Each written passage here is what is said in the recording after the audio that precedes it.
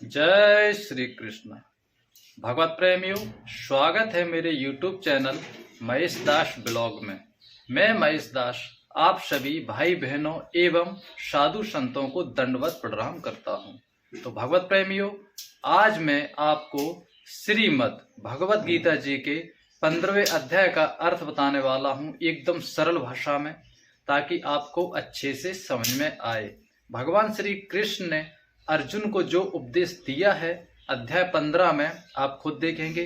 भगवान कृष्ण ने कहा है कि दो पुरुष बताए हैं, जैसे एक नाशवान एक अविनाशी। तो अविनाशी कौन है, नाशवान कौन है, ये आप जानेंगे।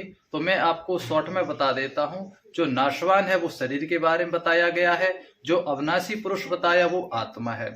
तो आप पूरा खुद देखेंगे आगे वीडियो में। तो आपसे निवेदन है कि वीडियो को पूरा देखना और लाइक कर देना, शेयर कर देना, और हमारे इस YouTube चैनल को सब्सक्राइब जरूर करें, ताकि हम जब भी कोई वीडियो अपने YouTube चैनल पर अपलोड करें आप तक पहुंच जाए। तो भगवत प्रेमियों, आपको इस वीडियो में बहुत ज्ञान प्राप्त होगा। भगवान कृष्ण ने अर्जुन को इस अध्याय में बहुत महत्वपूर्ण ज्ञान दिया है। तो आप जरूर देखना इस वीडियो को, इसकी मत करना, पूरा देखना और आपको बहुत ज्ञान प्राप्त होगा। तो चलिए मैं आपको श्रीमद् भगवत गीता जी का ज्ञान दिखाता हूं, आप खुद देखें और समझें। जय श्री कृष्ण। भगवत प्रेमियों, ये है श्रीमद् भगवत गीता महात्मा सहित, मोटे अक्षरों में हिंदी टीका सहित, गीता प्रेस गोरखपुर।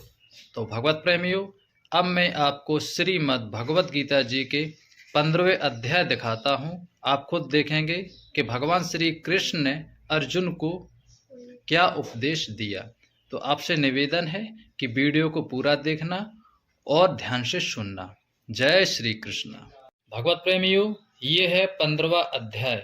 अब मैं आपको पढ़ा के सुनाता हूँ, आप खुद देखें और समझें, और साथ में पढ़ना भी है आपको।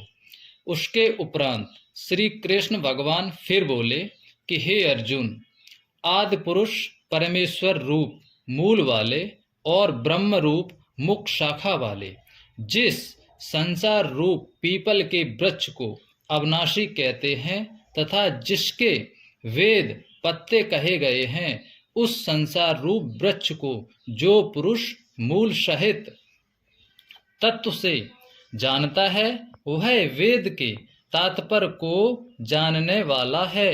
हे अर्जुन, उस संसार वृक्ष की तीनों गुण रूप जल के द्वारा बढ़ी हुई एवं विषय भोग रूप कोपलों वाली देव, मनुष्य और त्रियक आदि योनि रूप शाखाएं नीचे और ऊपर सर्वत्र फैली हुई हैं, तथा मनुष्य योनि में कर्मों के अनुसार बांधने वाली अहंता, ममता और वासना रूप जड़ें भी नीचे और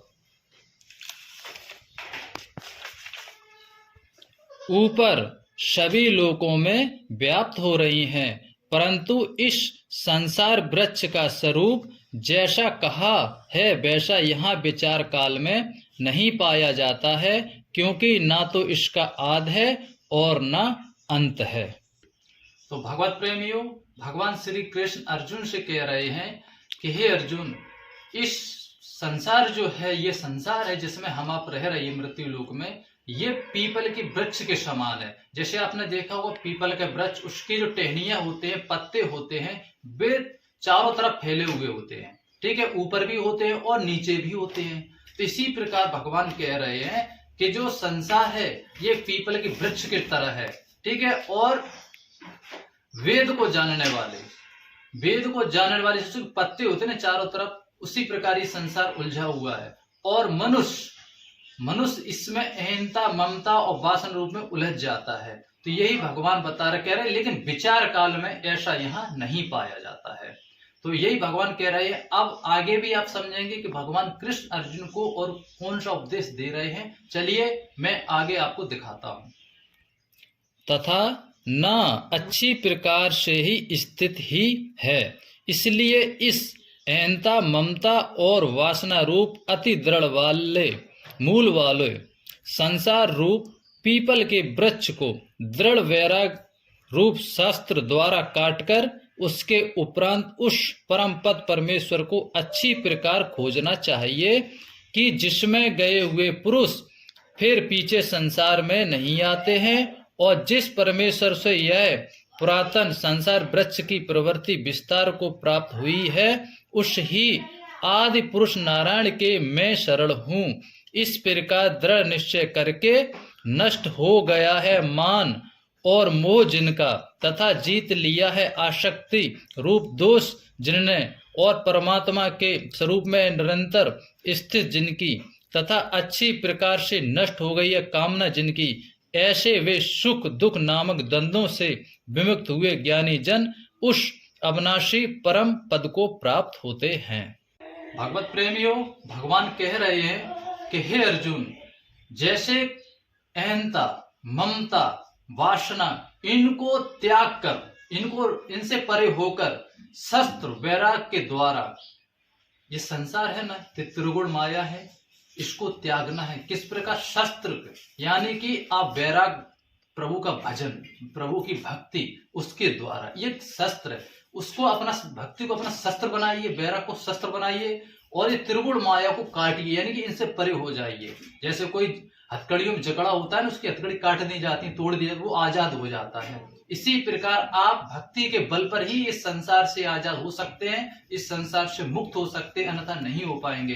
तो यही भगवान कह रहे हैं कि आपको शस्त्र वैराग से काटकर उसके उपरांत ये त्रिगुण माया को हटाइए, अहंता, ममता, वासना से परे हो जाइए, और उसके उपरांत उस परम पद को अच्छी प्रकार खोजिए, यानी कि प्रभु में ध्यान लगाए, ढोंग मत करिए, आप भक्ति करिए, सच्चे मन से, हृदय से करिए प्रभु की भक्ति। और जब आप सच्चे मन से, हृदय से ईश्वर की भक्ति करेंगे तो आपके हृदय में, आपके मस्तक पर तेज होगा, आप खुद, आपको लगेगा कि हाँ, मेरे अंदर सत्य आ रहा है। क्योंकि जब आप सत्य पे चलेंगे, सत्यनारायण की खोज में निकलेंगे, तो आपके अंदर अपने आप तेज निकलेगा, एकदम सत्य का प्रकाश प्रज्वलित होगा, और प्रभु आपके ऊपर कृपा करेंगे। लेकिन आपको उनकी खोज करनी पड़ेगी। वही तो कह रहे हैं भगवान कि उसके उपरांत उस परम पद परमेश्वर की खोज करनी चाहिए कि जिसमें गए हुए साधक पीछे संसार में लौटकर नहीं आते। यानी कि जो परमात्मा की भक्ति करते हैं वो इस संसार में फिर कभी लौट कर नहीं आते हैं, उनका पुनः, यानी उनका फिर से जन्म नहीं होता है। जब जन्म होगा नहीं तो हम मरेंगे नहीं, तो जब जन्म ही नहीं होगा तो हमें किसी प्रकार का ये दुख, कलेश, कष्ट नहीं होगा, फिर हमें कोई दुख सुख का आभास होगा ही नहीं। वही भगवान कह रहे हैं। और भगवान कह रहे हैं कि उस ही आदि नारायण के मैं शरण हूं, यानी कि अपना नष्ट, मोह को नष्ट करिए, अभिमान को नष्ट करिए, मान बड़ाई नष्ट करिए। अहंकार होता है कि नहीं मैं किसी को नहीं, अपने आप को श्रेष्ठ, इसको बिल्कुल खत्म करिए। क्योंकि भगवान ने कहा है कि जहां अहंकार है वहां मैं नहीं हूं, स्पष्ट है। और जहां अहंकार होता है वहां भक्ति, ज्ञान, वैराग हो ही नहीं सकता। जिसका अहंकार नष्ट हो गया है, मोह नष्ट हो गया है, वासना, काम वासना बिल्कुल नष्ट हो गई है, तो वहां भगवान कहते हैं कि मैं वहां विराजमान होता हूं, वहीं मैं उसको मतलब अपनी भक्ति प्रदान करता हूं, उसी को मोक्ष प्राप्त होता है। तो यही भगवान कह रहा है कि आप अहंकार को त्याग दीजिए और अपने आप को दृढ़ निश्चय करिए कि मैं अब आदि नारायण के शरण हूं और वही मेरे परमपिता है। अपने आप को एकदम साधारण मनुष्य समझिए, बिल्कुल साधारण एक जीव समझिए और प्रभु की भक्ति करिए। क्योंकि यदि आपके अंदर किसी प्रकार का अहंकार होगा तो आप भक्ति नहीं कर पाएंगे, चाहे वो अहंकार धन का हो, चाहे अपने शरीर का हो, सुंदरता का हो, चाहे बल ताकत का हो, किसी का भी अगर आपके अंदर अहंकार है तो आप ईश्वर की भक्ति नहीं कर पाएंगे और आपका मोक्ष की तो बहुत बड़ी बात है। तो यही भगवान कह रहे हैं कि मान और मोह जिनका तथा जीत लिया, जिसने अपना मान और मोह को जीत लिया है वही परमात्मा की भक्ति कर सकता है। और दृढ़ निश्चय होकर, यह नहीं है कि 2 दिन भक्ति की परमेश्वर की, 4 दिन की उसके बाद छोड़ दी, नहीं, दृढ़ निश्चय हो जाइए कि अब मैं परमात्मा की शरण में हूं, अब कुछ भी हो मैं भगवान की भक्ति करूंगा, किसी की आत्मा नहीं दुखाऊंगा, किसी का बुरा नहीं करूंगा, मैं कोई पाप कर्म नहीं करूंगा, ईश्वर की भक्ति करूंगा। जैसे परमात्मा मुझे रखेंगे, चाहे सुखी रखे या दुखी रखे वो मालिक जाने, परमपिता जाने, हमें उससे कोई मतलब नहीं, मैं उनकी भक्ति करूंगा बस। ये आप निश्चय करिए और प्रभु की भक्ति करिए, तब आप इस जन्म मरण से मुक्त हो पाएंगे, फिर आप इस संसार में कभी नहीं आएंगे। यही भगवान श्री कृष्ण अर्जुन को समझा रहे हैं। और भगवान कह रहे हैं, स्पष्ट लिखा हुआ है यहाँ पे कि कामना जिनकी सुख और दुख द्वंद्वों से विमुक्त हुए ज्ञानी जन उस अविनाशी परम पद को, यानी कि उस अविनाशी वो परम पिता जिसका कभी नाश नहीं होता, वो परमात्मा के जो उसका लोक है ना, उनका जो स्थान है, उस स्थान का कभी नाश नहीं होता है। ये पृथ्वी है ना, इसका भी नाश होगा, मैं आपको बता रहा हूं। आकाश, इसका भी नाश होगा, सब नाश हो जाएगा, या फिर जल ही जल हो जाएगा। लेकिन वो परम पिता का जो लोक है, जहां वो परमात्मा परमेश्वर रहते हैं, उस स्थान का कभी नाश नहीं होता, क्योंकि वो परमात्मा अविनाशी है।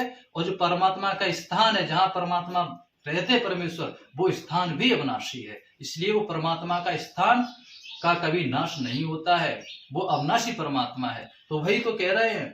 तो अब मैं आगे भी आपको समझा रहा हूं कि वो परमात्मा का तेज कहां कहां पर है। तो आइए मैं आपको आगे दिखाता हूं पिताजी में। उस स्वयं प्रकाशमय परम पद को न सूर्य प्रकाशित कर सकता है, न चंद्रमा, और न ही अग्नि ही प्रकाशित कर सकता है। तथा जिस परम पद को प्राप्त होकर मनुष्य पीछे संसार में नहीं आते हैं, वही मेरा परम धाम है। हे अर्जुन, इस देह में यह जीवात्मा मेरा ही सनातन अंश है, और वही इन त्रिगुणमयी माया में स्थित हुई मन सहित पांचों इंद्रियों को आकर्षण करता है। कैसे कि वायु गंध के स्थान से गंध को जैसे ग्रहण कर ले जाता है, वैसे ही देह का स्वामी जीवात्मा को भी जिस पहले शरीर को त्यागता है, उससे इन मन सहित इंद्रियों को ग्रहण करके फिर जिस शरीर को प्राप्त होता है उसमें जाता है। उस शरीर में स्थित हुआ यह जीवात्मा श्रोत्र, चक्षु और त्वचा तथा रसना, घ्राण और मन को आश्रय करके, अर्थात इन सब के सहारे से ही विषयों को सेवन करता है। परंतु शरीर छोड़कर जाते हुए को यह, अथवा शरीर में स्थित हुए को और विषयों को भोगते हुए को, अथवा तीनों गुणों से युक्त हुए को भी अज्ञानी जन नहीं जानते हैं। केवल ज्ञान रूप नेत्र वाले ज्ञानी जन ही तत्व से जानते हैं, क्योंकि योगी जन भी अपने हृदय में स्थित हुए इस आत्मा को यत्न करते हुए ही तत्व से जानते हैं। और जिन्होंने अपने अंतकरण को शुद्ध नहीं किया है, ऐसे अज्ञानी जन तो यत्न करते हुए भी इस आत्मा को नहीं जानते हैं। तो भगवत प्रेमियों, परमात्मा कह रहे हैं, परमेश्वर भगवान श्री कृष्ण कि उस परमात्मा के प्रकाश को, उस रूप को, उस तेज को न तो चंद्रमा ही प्रकाशित कर सकता है, न सूर्य ही कर सकता है, न ही अग्नि कर सकती है। उस परम धाम को कह रहे हैं, वही तो मेरा परम धाम है कि जिसमें मनुष्य आ जाते हैं, वो पुनः संसार में लौटकर नहीं जाते हैं और हमेशा के लिए उसी परम धाम में रहते हैं जहां भगवान स्वयं रहते हैं। तो यही भगवान कह रहे हैं, और कह रहे हैं कि जो आत्मा है ये मेरा ही अंश है। पांच इंद्रियों सहित ये मन, जैसे कोई व्यक्ति, ये मैं कोई भी है, इस शरीर में है तब भी वही है, और जो अगले शरीर में जाता है तब भी इंद्रियां कार्य करती हैं, मन भी साथ में। यही नहीं कि हमारे आपके साथ में छल होता है, नहीं, ये मन हमारे आपके साथ है, नहीं, ये पशु पक्षी उनके साथ में भी मन होता है, उनके अंदर भी ये तीन गुण होते हैं। सारी शरीर का अंतर होता है, आत्मा वही होती है, खाली कर्मों के अनुसार उनको शरीर मिल जाते हैं। लेकिन ये गुण तीनों उनमें, पशु पक्षी उनमें भी होते हैं, उनमें भी यह सब त्रिगुण माया का असर है, उनके ऊपर भी है, और उनके मतलब शरीर के साथ में उनके पास भी मन है। ये नहीं सोचना खाली हम मनुष्य हैं तो हमारे साथ ही मन हलचल करता है, हमें मतलब इधर उधर भटकाता, नहीं, ये पशु पक्षी, ये जितने भी जीव जंतु, सबके अंदर एक मन है, उनके अंदर भी हलचल होती है। तो यही भगवान श्री कृष्ण कह रहे हैं कि जो आत्मा है वो मेरा ही अंश है, और ये जो जान जाते हैं ना तत्व से, वो इस संसार में फिर नहीं भटकते हैं, वो परमात्मा की शरण में जाते हैं, ईश्वर की भक्ति करते हैं और अपनी आत्मा का मोक्ष कराने के लिए सिर्फ प्रयत्न करते हैं, और उनके जीवन में कोई शेष कार्य नहीं रहता, सिर्फ यही सोचते हैं कि मुझे सिर्फ ईश्वर की भक्ति करनी है, अपना मोक्ष कराना है। जो तत्व से जान जाते हैं, यानी तत्व का अर्थ होता है जो अच्छी तरह से जान जाते हैं, संसार नाशवान है, ये सब व्यर्थ की चेष्टा या कुछ नहीं है, खाली 4 दिन की चांदनी फिर अंधेरी रात, 4 दिन के सुख है, उसके बाद विनाश होना है। जो ऐसा जान जाते हैं कि परमात्मा ही सत्य है, ईश्वर की भक्ति ही सत्य है, बाकी सब मिथ्या है, झूठ है, तो वो तुरंत ही ईश्वर की भक्ति में लग जाते हैं और अपना मोक्ष कराने की पूरी कोशिश करते हैं। चलिए मैं आगे आपको समझाता हूँ। हे अर्जुन, जो तेज सूर्य में स्थित हुआ संपूर्ण जगत को प्रकाशित करता है तथा जो तेज चंद्रमा में स्थित है और जो तेज अग्नि में स्थित है, उसको तू मेरा ही तेज जान। और मैं ही पृथ्वी में प्रवेश करके अपनी शक्ति से सब भूतों को धारण करता हूँ और रस स्वरूप अर्थात अमृतमय चंद्रमा होकर संपूर्ण औषधियों को अर्थात वनस्पतियों को पुष्ट करता हूँ तथा मैं ही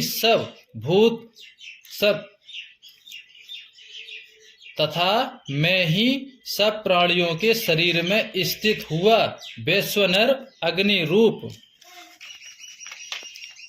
होकर प्राण और अपान से युक्त हुआ 4 प्रकार के अन्न को पचाता हूँ और मैं ही सब प्राणियों के हृदय में अंतर्यामी रूप से स्थित हूँ तथा मेरे से ही स्मृति, ज्ञान और अपोहन होता है और सब वेदों द्वारा मैं ही जानने के योग्य हूँ तथा वेदांत का कर्ता और वेदों को जानने वाला भी मैं ही हूँ। हे अर्जुन, इस संसार में नाशवान और अविनाशी भी यह 2 प्रकार के पुरुष हैं। उनमें संपूर्ण भूत प्राणियों के शरीर तो नाशवान है और जीव आत्मा अविनाशी कहा जाता है तथा उन दोनों से उत्तम पुरुष तो अन्य ही है कि जो तीनों लोकों में प्रवेश करके सबका धारण पोषण करता है एवं अविनाशी परमेश्वर और परमात्मा ऐसे कहा गया है। भगवत प्रेमियों, भगवान कह रहे अर्जुन से कि हे अर्जुन, जो सूर्य में तेज है वो मैं हूँ, जो चंद्रमा में तेज है वो मैं हूँ और जो अग्नि में तेज है प्रकाश है वो मैं ही हूँ। यानी कि भगवान कह रहे हैं कि जो कुछ भी है वो मैं हूँ, मुझसे परे कुछ भी नहीं है। और भगवान कह रहे हैं कि 2 प्रकार के या पुरुष हैं, एक नाशवान एक अविनाशी। जो अविनाशी है वो जीवात्मा है और जो नाशवान है वो ये शरीर है, जो 5 तत्व से शरीर बना हुआ है, ये नाशवान है। जो आत्मा है वो अविनाशी है। वही तो परमात्मा कह रहे हैं। वो कह रहे हैं कि इन दोनों से परे वो पुरुष अन्य ही है, वो अविनाशी परमात्मा है। वो कौन है तो मैं आपको बता रहा हूं। भगवान कह रहे हैं कि वो परमात्मा स्वयं मैं हूं, यानी कि जो अविनाशी परमात्मा है वो भगवान श्री कृष्ण है। वही कह रहे हैं कि वो मैं हूं। ये शरीर नाशवान है, आत्मा अविनाशी है और जो आत्मा है वो परमेश्वर का अंश है। जैसे परमेश्वर को मान लीजिए एक समुद्र, एक छोटी सी बूंद, वो मान लीजिए परमात्मा से आत्मा जो है वो बूंद है और परमात्मा है वो एक समुद्र है। तो इसी प्रकार परमात्मा कह रहे हैं कि जो आत्मा है वो मेरा ही अंश है। तो यही मैं बता रहा हूं, परमात्मा यही कहना चाहते हैं और कह रहे हैं कि मैं ही तीनों लोगों में प्रवेश करके सभी जो भूत है ना, जो प्राणी है ना, मनुष्य, इनका सबका मैं धारण पोषण करता हूँ। जितनी भी योनियां हैं, जितने भी शरीर हैं जो भगवान ने रचे हैं ना, जितने भी योनि शरीर रचे हैं, सबको केवल मैं ही रचता हूँ तीनों लोकों में प्रवेश करके। स्वर्गलोक ये अपना जो है हम लोग बैठे पृथ्वी लोक है, इसके नीचे पाताल लोक। तो 3 लोकों में वो परमात्मा ही प्रवेश करके सबको धारण पोषण करता है, सबको रचता है। तो भगवत प्रेमियों, अब मैं आगे भी आपको बताता हूं कि भगवान कौन सा ज्ञान दे रहे हैं अर्जुन को। क्योंकि मैं नाशवान जड़ वर्ग क्षेत्र से तो सर्वथा अतीत हूँ और माया में स्थित अविनाशी जीव आत्मा से भी उत्तम हूँ, इसलिए लोक में और वेद में भी पुरुषोत्तम नाम से प्रसिद्ध हूँ। हे भारत, इस प्रकार तत्व से ज्ञानी जन पुरुष मेरे को पुरुषोत्तम जानता है। वह सर्वज्ञ पुरुष सब प्रकार से निरंतर मुझ वासुदेव परमेश्वर को ही भजता है। हे निष्पाप अर्जुन, ऐसे यह अति रहस्युक्त गोपनीय शास्त्र मेरे द्वारा कहा गया, इसको तत्व से जानकर मनुष्य ज्ञानवान और कृतार्थ हो जाता है, अर्थात उसको और कुछ भी करना शेष नहीं रहता है। जय हो हरि नारायण की। भगवत प्रेमियों, आपको हमने श्रीमद् भगवत गीता जी के 15वां अध्याय का अर्थ बताया है सरल भाषा में। यदि समझाने में कोई गलती हुई हो तो हमें क्षमा करना और आपसे निवेदन है कि वीडियो को लाइक कर जरूर करना और कमेंट में जय श्री कृष्ण लिखना। और आगे हम 16वें अध्याय का वीडियो बनाएंगे, तो आप हमारे YouTube चैनल को अभी सब्सक्राइब कर लें और बेल आइकन को ऑल कर लें। तो भगवत प्रेमियों, आज के लिए इतना ही। जल्द मिलेंगे अगली वीडियो के साथ में। जय श्री कृष्ण।